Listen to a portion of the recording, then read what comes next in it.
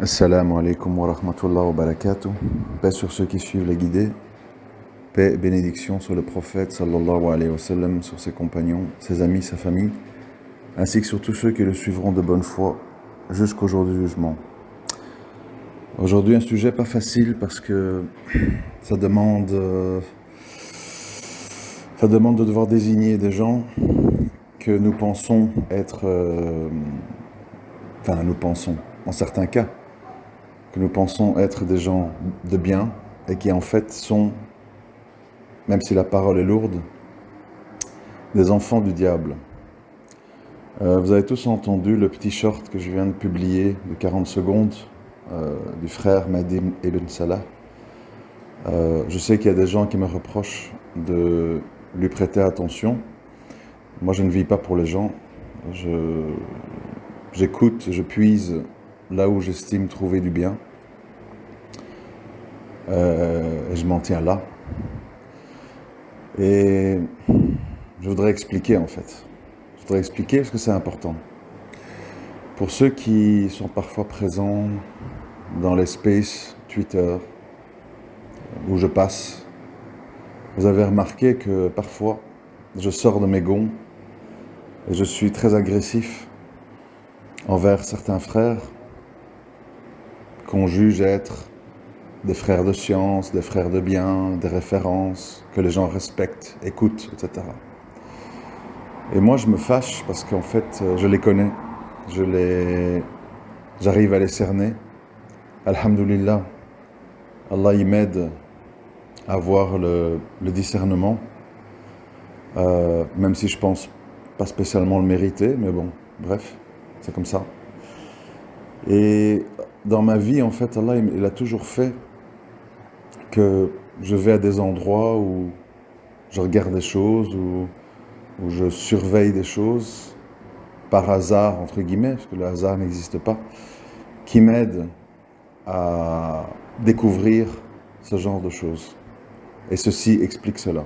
Alors, maintenant on va rentrer dans les explications. Comme vous le savez, je le dis souvent, Shaitan et son armée, ils ont plusieurs méthodes, plusieurs façons, plusieurs outils pour atteindre les croyants. Comme je l'ai souvent dit aussi, les gens carte sur table, étant donné qu'ils sont carte sur table, on comprend très vite qui ils sont. Chalgoumi, Zemmour, etc. Des discours clairs, des positions claires, et donc des jugements clairs. Et puis, pour les gens plus fins, moins facilement manipulables, etc., il y a des cas plus compliqués. Et malheureusement, dans la communauté musulmane, vous avez des hommes et des femmes qui semblent être pieux, qui semblent craindre Allah, qui ont parfois beaucoup de science, en tout cas la science du par cœur, et qui répètent des choses comme des robots.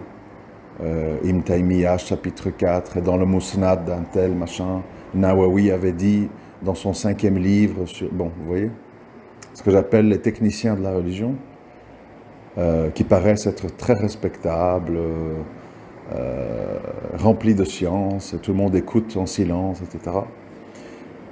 Et puis, Allah, il fait que parfois vous êtes amené à lire ou à entendre des interventions de ces personnes-là, quand ils ne s'y attendent pas, parce que vous êtes avec un compte qui ne porte pas votre nom, et ils ne savent pas que vous êtes là. Et subhanallah, vous vous dites, c'est la même personne, incroyable. La même personne qui jouait le frère sérieux, posé, avec de la science, ou la sœur qui fait des copier-coller, ça parle de niqab, accepter la polygamie, mes sœurs, etc., etc. Vous voyez en fait que derrière cette carapace se cachent des âmes très noires. Et c'est toujours très troublant, parce qu'on se demande qu'est-ce qui se passe, comment c'est possible. Est-ce qu'on lit le même Coran? Est-ce qu'on lit la même Sunna? Et en fait, comme je l'ai souvent dit, dans la vie, on peut acquérir beaucoup de choses. La science, le par cœur, la langue arabe, des connaissances, des références historiques, apprendre par cœur, etc. Ça, c'est faisable pour n'importe qui, en fait. Même un orientaliste ou quelqu'un qui veut étudier l'islam pour le critiquer. Si tu étudies, et si tu apprends par cœur, et si tu fais des recherches, tu peux apprendre beaucoup de choses. Ça, c'est à la portée de tout le monde. Ce qui n'est pas à la portée de tout le monde, c'est la sincérité. Et même si vous êtes un musulman ou une musulmane pleine de petits péchés, pleine de petits manquements, pour des raisons qui regardent Allah, il peut faire de vous insincère.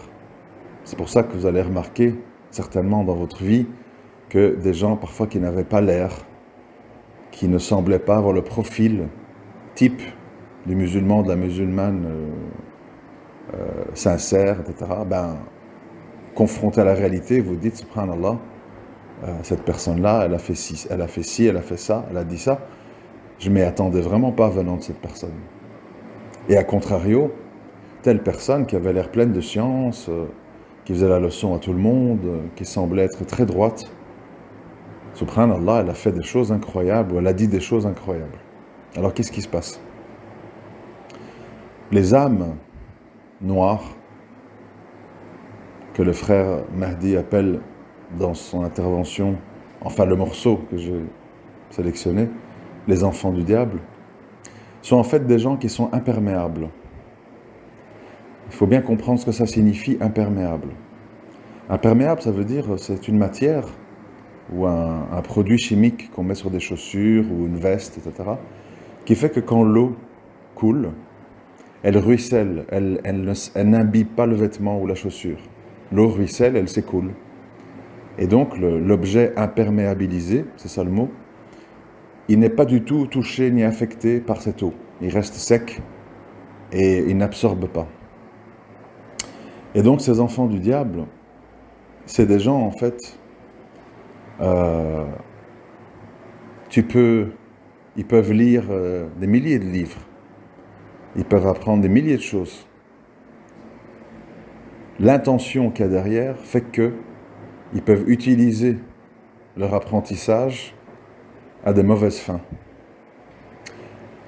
à des fins de pousser les musulmans à croire que l'islam, c'est quelque chose d'extrême, dans le laxisme, dans l'extrémisme, à faire croire que l'islam est une religion où il n'y a pas de contextualisation, il n'y a pas de compassion, il n'y a pas de miséricorde à avoir envers les êtres humains, de ne pas étudier au cas par cas ce qui a pu amener telle ou telle personne à croire ceci ou cela, ou à adhérer à ceci ou cela, et d'émettre des jugements très tranchants, très radicaux, et qui semblent très virils.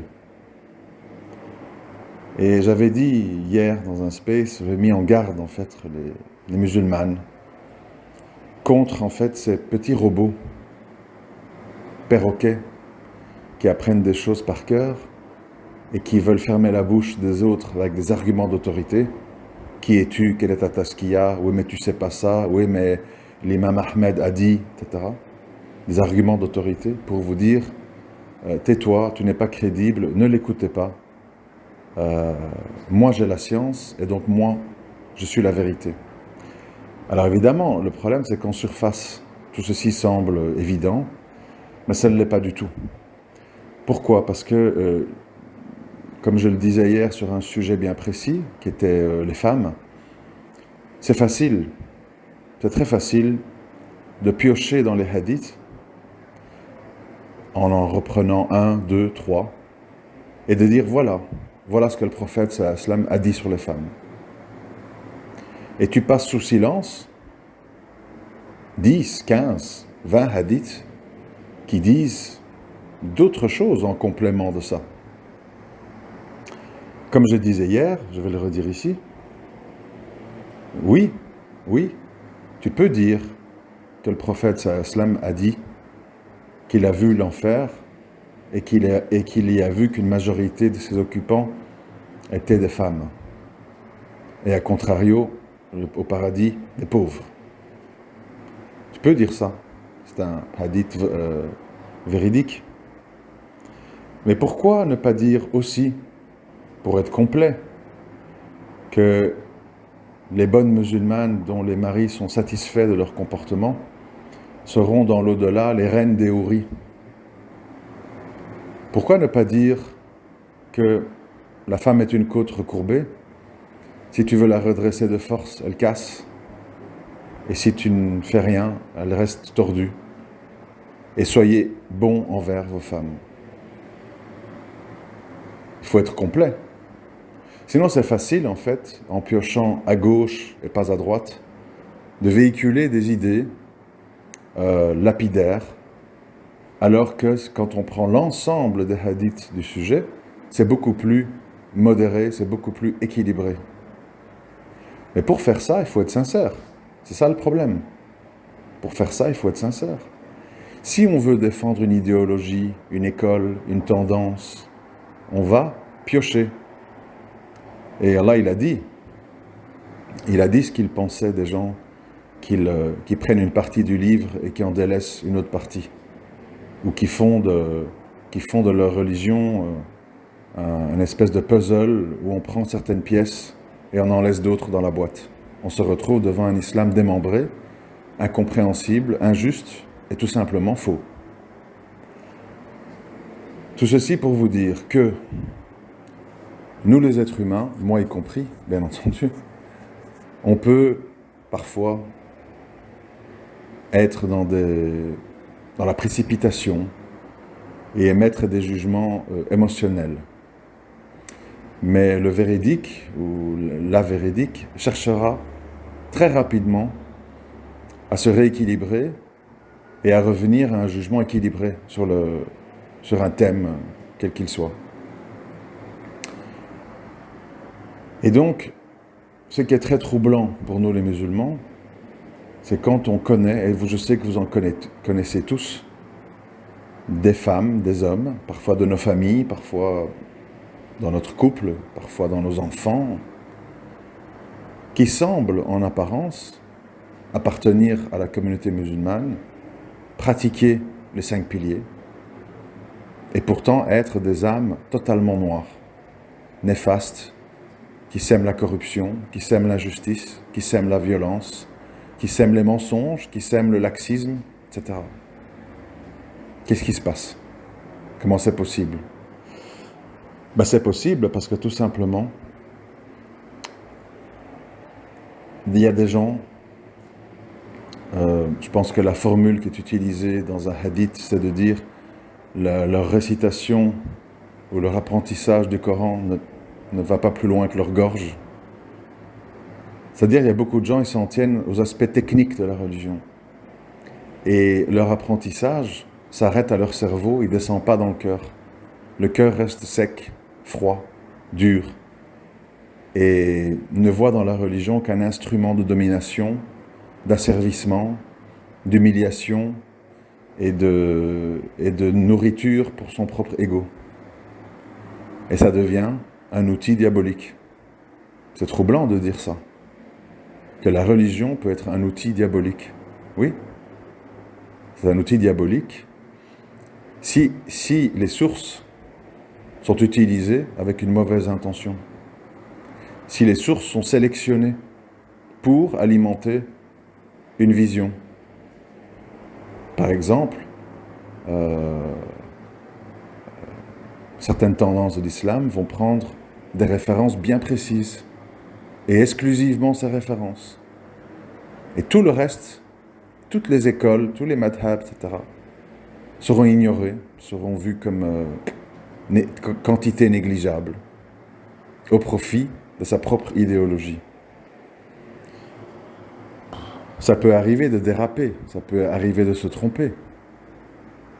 Mais il y a des gens, en fait, ils ne veulent pas entendre ça. Et au contraire, quand vous leur dites ça, ils vont dire « Qui es-tu, toi, pour me dire ça ?»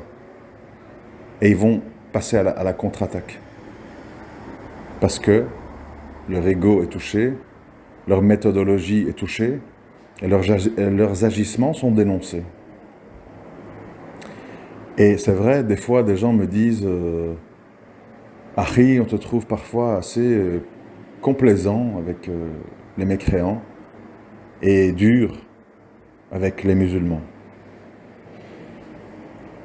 C'est une caractéristique des Khawarij. Bon, j'écoute, je prends bonne note, je ne m'enorgueillis pas, je ne me sens pas insulté, et j'essaye de comprendre si cette affirmation colle à ce que je dis. Ce que je dis se base sur le fait que nous savons qu'en islam, les hypocrites seront au plus bas niveau de l'enfer, sous les mécréants. C'est quelque chose qui est bien connu. Et donc il faut méditer là-dessus. Ça veut dire quoi, les hypocrites? Parce qu'il y a plusieurs formes d'hypocrisie, plus ou moins graves, mais il est clair et évident que si tu te déguises en musulman, musulmane, que tu diffuses et défends un islam partiel, un islam sélectionné, et non l'islam complet,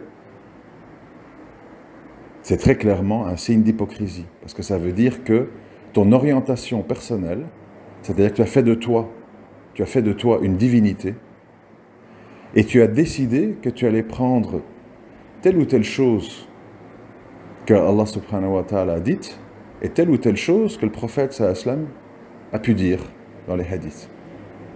Et donc, tu as construit ta propre religion à toi.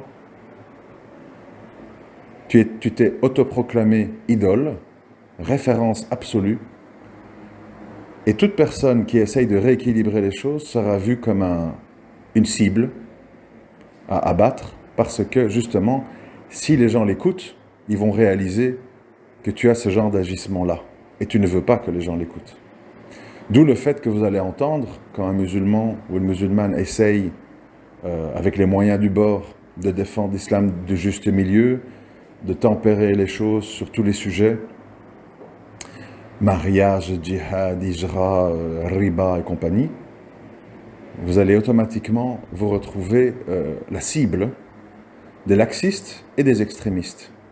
Les laxistes vont dire « tu es trop extrémiste, tu sèmes la discorde, tu divises la Oumma, il faut être ouvert à tout, il faut vivre avec son temps, etc., etc. » Et les extrémistes vont dire « t'es un traître, t'es pas assez dur avec tel et tel courant, t'es pas assez dur sur tel ou tel sujet, t'es un peureux, t'es un traître, et t'es un ignorant, et on t'insulte. » Mes frères et sœurs,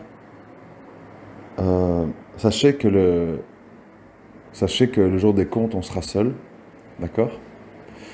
Seul. Et seul devant nos actes, devant nos paroles, devant les gens qu'on a pu offenser, qu'on a pu juger à tort, etc. Et ce sera un moment douloureux si on n'a pas réfléchi à ce qu'on a fait avant ce moment fatidique. Donc moi, je vous invite tout simplement à quoi? Bien sûr, à apprendre la science. Pourquoi apprendre la science?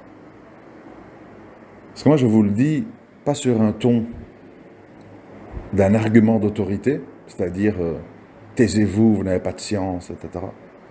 Mais je le dis sur un ton fraternel. Pourquoi? Si vous avez des notions de science, de jurisprudence, etc., plusieurs avis, plusieurs fatwas, vous pouvez à un moment donné ne plus être la marionnette de ces enfants du diable, qui, suivant leur pathologie ou suivant leur orientation, peuvent vous amener dans leur monde.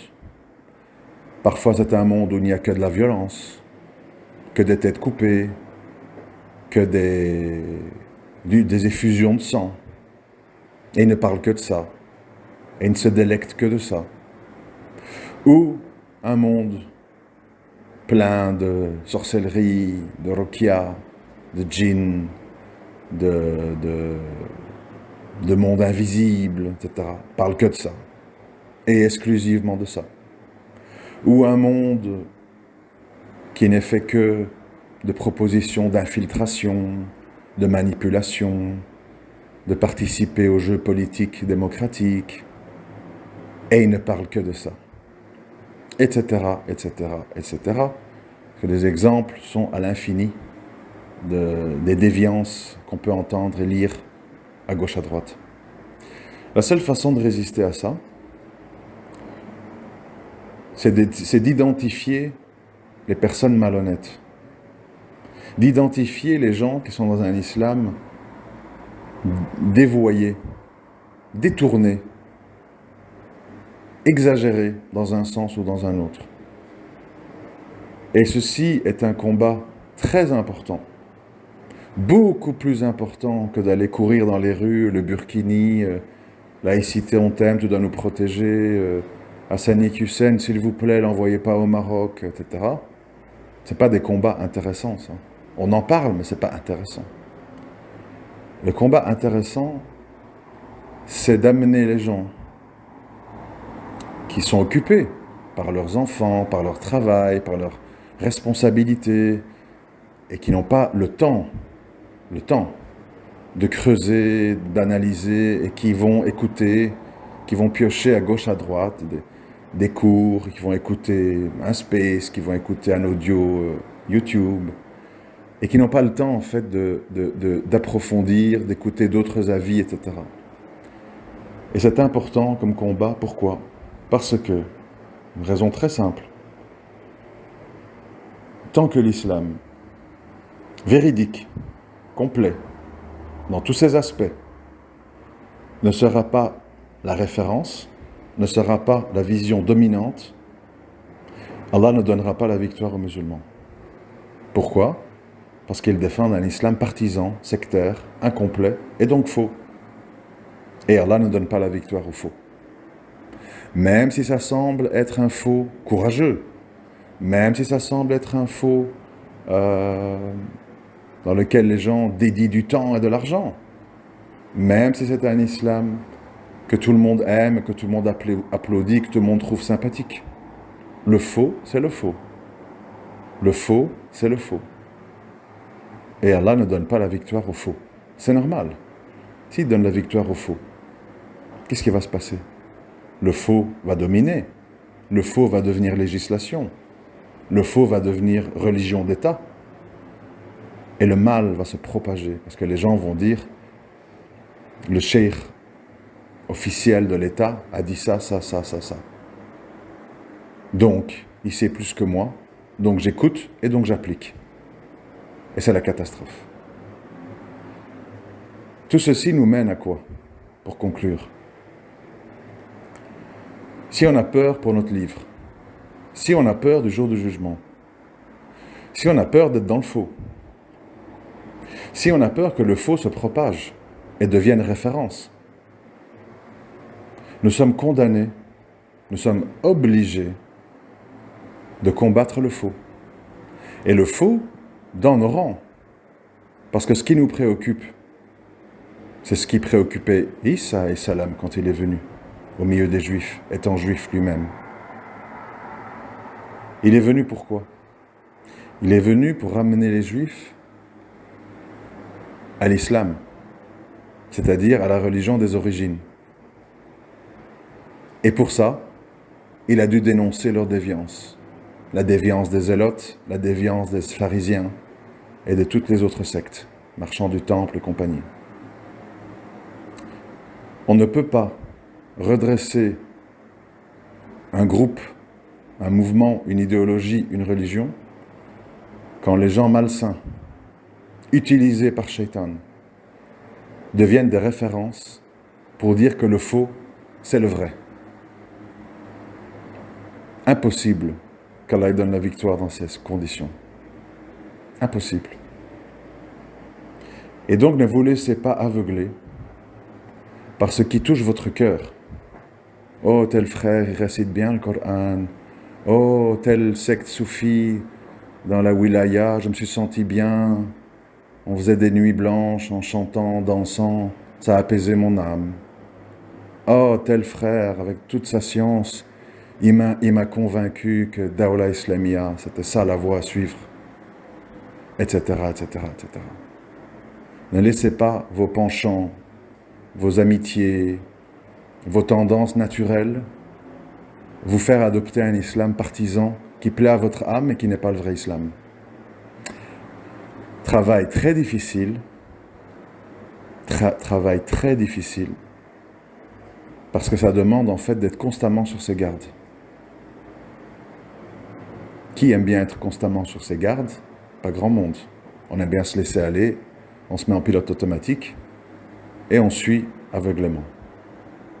Je suis le cheikh, il a pensé à ma place. Je déconnecte mon cerveau. De toute façon, moi j'ai pas ces années d'études, j'ai pas été à Al-Azhar, j'ai pas été à Médine, il sait mieux que moi. Attention, en théorie il sait mieux que toi, mais est-ce qu'il est sincère? Est-ce qu'il n'est pas mandaté pour défendre un courant spécifique de l'islam? Il faut penser à ça. Et donc, quand vous écoutez un musulman parler, moi y compris, toujours vous dire, est-ce que l'islam dont il parle, c'est l'islam du prophète sallallahu alayhi wa sallam et de leurs compagnons? Tout le monde dit, on suit les pieux prédécesseurs. Tout le monde dit ça. Mais regardez bien les tons de voix utilisés, les hadiths utilisés, la façon de proposer les choses, et vous verrez que beaucoup de gens ne sont pas dans la voie des pieux prédécesseurs. Ce sont des juges, ce sont des professeurs, ce sont des bourreaux, ce sont des falsificateurs et des gens qui sont devenus leur propre divinité. Ils ne doutent pas d'eux-mêmes une seconde. Ils utilisent un ton condescendant ou accusateur. Et vous ne sentez pas un gramme d'amour dans ce qu'ils racontent. Quand vous sentez ça, même si on vous dit « j'ai étudié 40 000 ans à Médine », prenez vos distances. Faites attention. Si vous êtes sincère, votre cœur vous enverra des signaux véridiques. Si vous n'êtes pas sincère, votre cœur deviendra une source d'égarement. Et donc, comme je l'ai souvent dit, et comme je me le dis souvent à moi-même, s'il y a bien une chose qu'on doit demander à Allah dans l'ordre des invocations, s'il y a bien une chose qu'il faut vraiment, vraiment, vraiment lui demander pour tout ce que vous pourrez faire dans votre vie, pour toutes les décisions que vous devrez prendre, mariage, hijra, enfant, ceci, que faire, où aller, c'est toujours de dire, Ya Allah, fais de moi une personne sincère qui a détruit son ego et qui suivra ce que tu attends de lui contre lui-même s'il le faut. Contre lui-même s'il le faut. J'écraserai ma personne sur ta décision. Parce que si tu n'écrases pas ta personne, la sincérité ne peut pas pénétrer dans ton cœur. Parce qu'il y a ta propre divinité qui bloque le chemin. Nous ne sommes absolument rien. Absolument rien. Sans Allah et le discernement et la sincérité, nous ne sommes absolument rien. Nous sommes des pions faibles, manipulables, lunatiques, dans les apparences, sans profondeur. Nous ne sommes rien. Par contre, si tu deviens un bien-aimé d'Allah et qu'il te donne la sincérité et le discernement, Al-Furqan, là tu deviens un élément intéressant. Mais pour ça, ça demande un travail d'autodestruction. Je déteste ce que j'ai été. Je déteste mes faiblesses. Je déteste mes manquements. Je déteste mon côté partisan. Je déteste le fait de piocher dans les hadiths et les versets qui me conviennent, qui correspondent à ce que je suis. Non, tu n'es rien. Prends le tout, même contre toi. Même contre toi. C'est un grand travail, mes frères et sœurs, mais c'est obligatoire. Sinon, tu deviens le pantin des enfants du diable, tu deviens leur complice, tu deviens leur valet de chambre, tu deviens leur relais, et tu termines dans un statut qui n'est pas très enviable, et qu'Allah nous en préserve. Assalamu alaikum wa rahmatullahi wa barakatuh.